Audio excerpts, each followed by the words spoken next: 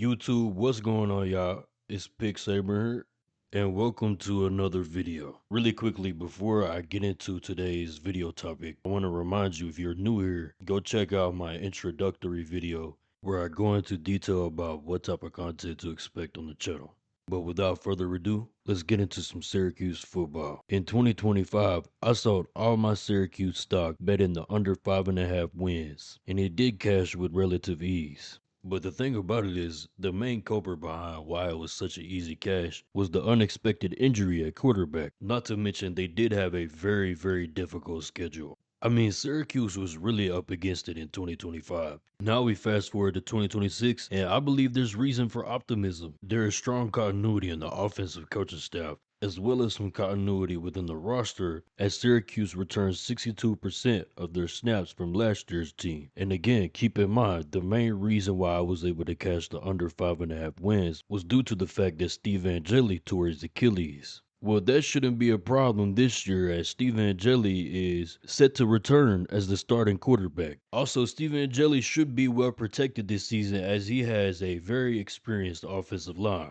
Now, Cuse will have to replace some production at the skill positions. However, this is a rare case where a reset at wide receiver and running back doesn't necessarily point to a drop off. Instead, it's more of a talent upgrade via the transfer portal and high school recruiting. Now, Syracuse was able to acquire their highest rated football signee in 20 years, Calvin Russell III, a 5-star blue chip recruit out of Miami. And although Russell III was expected to slide straight into the wide receiver X position, unfortunately he suffered from a non-contact injury that occurred during a practice session. And while he has expressed his goal to return by late October, there is no definite set date for his return. But thankfully, depth at the wide receiver X position is provided by Cole Weaver, a Miami, Ohio transfer, and veteran wide receiver Amari Hatcher. The wide receiver Z position is led by Zamondre Merriweather, with Matthew Alton, a Penn State transfer, and Elijah Moore, a Florida State transfer, expected to compete for significant snaps, while Darian Williams, Darius Johnson, and Tashawn Russell provide depth at the wide receiver slot position. The coaching staff is leaning heavily into offensive coordinator Jeff Nixon's pass-heavy scheme. Unlike last year, where the offense suffered significantly once the quarterback went down, the 2026 roster has been bolstered with depth at quarterback, including backups like Amari Odom and Malachi Nelson, to ensure the wide receivers have a consistent delivery system even if injuries occur,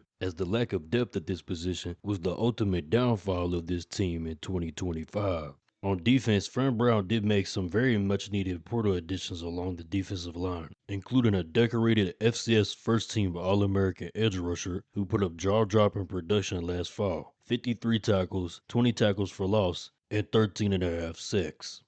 Fran Brown also put off a huge splash hard this offseason by bringing in Vince Kayers from Toledo. Kayers is a defensive savant with an elite championship pedigree. Before his highly successful 6-year run building a defensive juggernaut at Toledo, he spent 2 decades at powerhouse Division III Mount Union, including a stint as the head coach where he went an unbelievable 95-6, winning 2 national championships. Kayers excels at maximizing modern 4-down defensive fronts, putting pressure on opposing quarterbacks while erasing the run game. This hire should help bolster the Syracuse defense, which finished towards the bottom of the FBS, allowing nearly 35 points per game last year. Taking a look at their schedule for 2026, Cuse will open up the year with a home game versus an FCS opponent, and then open up conference play the following week with a home game versus Cal. Syracuse could most definitely get off to a 2-0 start, which would put them in a good position to likely start the season 3-1, with the game against UConn a few weeks later on October 3rd, where my numbers make Cuse a significant favorite. The current number in market is just simply too low in my opinion. My projections have Syracuse at 5.2 wins, so I am buying the dip on Fran Brown's squad. I bet the over 4.5 wins at -110. That number is widely available. So that'll do it for today. If you enjoyed the video, please click the like button. Any support is highly appreciated. There's most definitely more videos just like this on the way, so stay tuned for that. But until then, I'll see y'all when I see y'all. Pick Saban, clocking out.